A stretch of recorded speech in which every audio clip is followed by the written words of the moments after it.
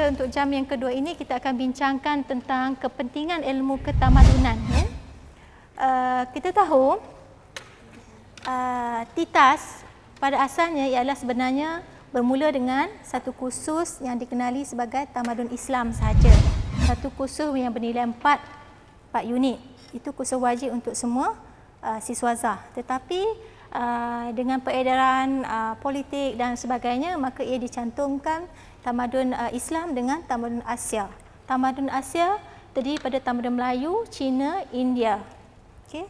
Dan tujuan kursus ini diperkenalkan seperti yang saya telah maklumkan pada minggu lepas adalah untuk melahirkan satu kefahaman yang bersifat menyeluruh tentang apakah itu yang dikatakan tamadun dan siapakah diri kita sebenarnya, memberi makna kepada kewujudan kita. Kalau kewujudan kita sebagai orang Melayu, kita kena kenal siapakah yang dikatakan Melayu itu.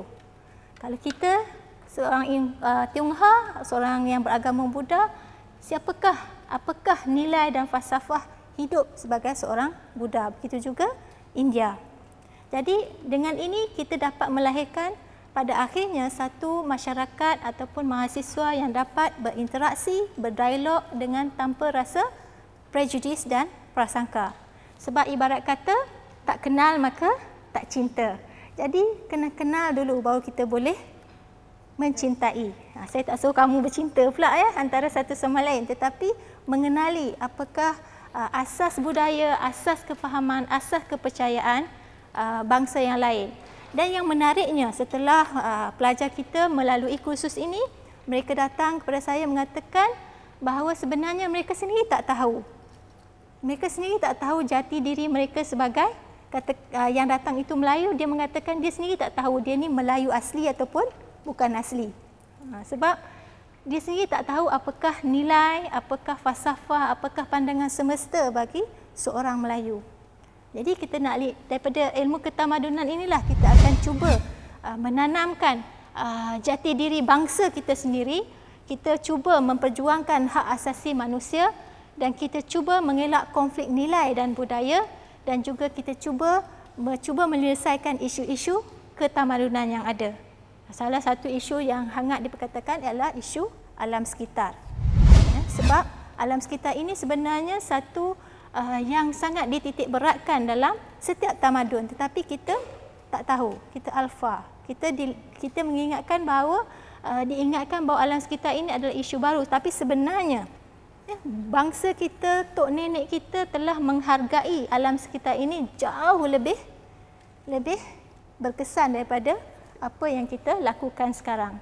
Itu kita cuba pelajari. Okey. Jadi saya nak lihat ya, saya nak tanya dulu, kita nak buka perbincangan kita. Saya nak tahu apakah yang kamu faham tentang tamadun ataupun bangsa kamu sendiri. Okey, kalau kita katakan apa bezanya perempuan dengan lelaki? Apa yang kamu lihat? Mula-mula fizikalnya. Kemudian rupa. Tapi sekarang ni dah sama ya, ada yang lelaki jadi perempuan pun ada ya. Jadi kriteria pertama yang kita akan nilai, kita katakan Melayu itu ialah rupa parasnya, penampilannya, ya, bentuk badannya dan juga budayanya. Saudari, kita kata satu ciri Melayu ialah rasa hormat kepada orang tua dan kasih sayang kepada orang muda. Saya rasa benda ni ada juga dalam tamadun Cina, bangsa Cina. Cina juga sangat menghormati orang yang lebih tua, bahkan mereka menyembah nenek moyang kan. Betul tak ada? Okey. Jadi itu yang saya nak cuba highlightkan di sini. Sebenarnya antara budaya-budaya kita yang ada, walaupun kita berbeza bangsa, berbeza agama, kita ada nilai sejagat. Perkongsian nilai-nilai sejagat. Dan daripada platform inilah, daripada titik inilah kita akan mula membina perpaduan, persefahaman dan sebagainya. Jadi di sinilah kita nak menggali apakah nilai-nilai sepunya yang kita ada. Contohnya dalam tadi kita dah lihat ya, dalam tamadun Melayu ada nilai penghormatan kepada orang tua. Begitu juga dalam tamadun Cina ada nilai menghormati orang yang lebih tua. Okey.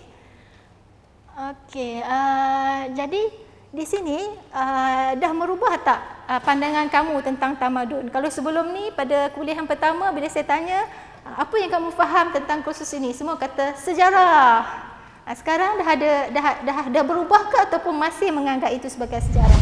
Jadi sebenarnya sejarah itu adalah latar belakang kepada tamadun, ya, yang melahirkan tamadun, tetapi ia bukanlah yang merupakan satu kata ganti kepada tamadun. Sebab tamadun pada asalnya, kita ulang balik pada minggu lepas, berasal daripada perkataan apa? Tamadun. Dia ada dua, ya. Satu adalah perbandaran, yang kedua budi pekerti yang luhur. Ingat, ya, perbandaran dan juga budi pekerti yang luhur. Malah dalam perkataan tamadun tu, tamadun itu adalah asal diambil daripada root perkataan din. Din kalau kita translatekan jadi the way of life, itu cara hidup, satu cara hidup. Kalau agama ia adalah satu kepercayaan. Okey, sekarang apa perbezaan satu cara hidup dengan satu kepercayaan? Ada perbezaan yang sangat ketara antara din dengan agama. Agama adalah kepercayaan yang menyediakan sistem kepercayaan satu-satu masyarakat. Contohnya kita percaya, katakan dalam Islam ada konsep tauhid, Allah itu satu. Dalam Kristian ada kepercayaan bahawa Tuhan itu tiga dalam satu. Okey. Dalam agama Hindu dia percaya ada banyak dewa. Dalam Buddha tidak ada satu bentuk ketuhanan, ia adalah satu sistem moral. Okey, itu kepercayaan. Tetapi bila bercakap din, satu cara hidup, satu-satunya agama yang menceritakan ataupun menyediakan satu bentuk cara hidup bermula daripada bangun pagi sehinggalah tidur pada malamnya hanyalah agama Islam. Jadi Islam satu-satunya din. Dia bukan agama. Nampak tak? Sebab agama lain tidak ada dalam skriptor mereka, dalam teks mereka yang menceritakan bagaimana untuk makan, bagaimana kedudukan untuk tidur, bagaimana untuk bercakap, bagaimana untuk menghormati ibu bapa, ya, secara detailnya, secara terperincinya, sehingga dikatakan kamu tidak boleh berkata kepada ibu kamu. Maknanya minimum penghormatan ataupun cara tidak menghormati ibu bapa itu perkataan maknanya selebihnya itu lagilah tak boleh, ya. Jadi dalam Islam ada cara berpakaian. Itu satu cara hidup. Macam mana kamu nak berpakaian pun ditentukan dalam Islam. Sebab Islam itu dikatakan satu din, satu cara hidup. Agama lain mereka ada satu kepercayaan tetapi mereka tidak ada satu pembentangan bagaimana untuk menjalani kehidupan seharian, bagaimana untuk memerintah negara, bagaimana untuk berekonomi. Dalam Islam kita ada ekonomi Islam. Ya, dalam agama lain ada tak ekonomi, katakan ekonomi Buddha, ada tak? Ada tak? Ada tak? Tak ada, kan? Sebab Buddha adalah satu sistem nilai, dia bukan satu cara hidup. Jadi apabila kita membincangkan tamadun Islam, sebab itu dipisahkan tajuknya tamadun Islam dan tamadun Asia. Sebab hanya tamadun Islam digerakkan atas din, bukan agama. Dalam din itu ada agama, tetapi ia lebih menyeluruh sebagai satu cara hidup. Berbeza dengan tamadun-tamadun Asia yang lain. Ia berkembang melalui satu sistem kepercayaan, tetapi yang membentuk kepercayaan mereka itu adalah berasaskan kepada sistem-sistem yang lahir secara mungkin daripada pengasasnya seperti agama Sikh. Agama Sikh lahir daripada guru yang dikatakan yang mengasaskan agama Islam itu yang mencantumkan antara ajaran Islam dengan ajaran Hindu.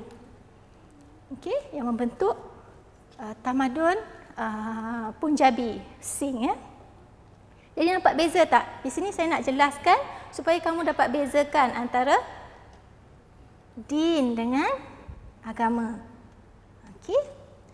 Okey, kita balik kepada kepentingan ilmu ketamadunan. Kalau kita lihat di sini, setelah kita kenal budaya, akar cara berfikir sesuatu bangsa itu selalunya apakah halangan yang menyebabkan kita tidak dapat berinteraksi dengan secara positif dengan bangsa yang lain.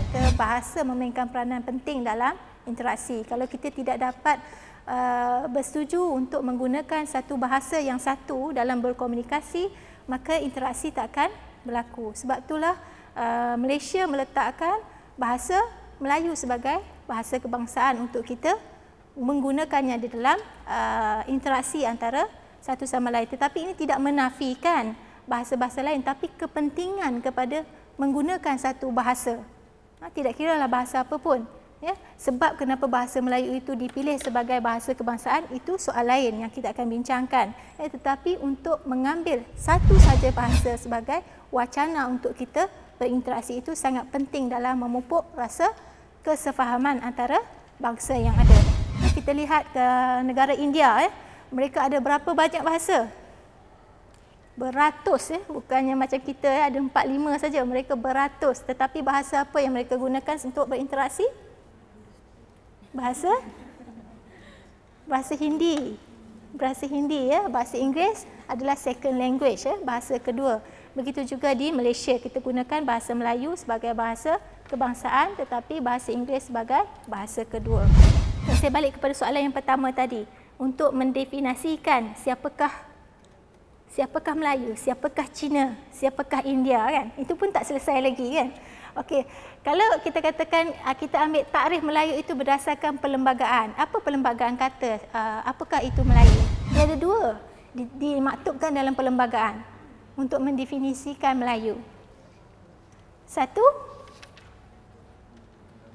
berbahasa Melayu. Okey. Kedua, beragama Islam. Ketiga, ada tambahannya. Ketiga, mengamalkan adat istiadat Melayu. Jadi hanya 3 ciri ini saja ditetapkan oleh perlembagaan. Jadi apa yang kita boleh simpulkan? Sangat susah sebenarnya untuk kita memberi identiti kepada seseorang, dia berbangsa apa.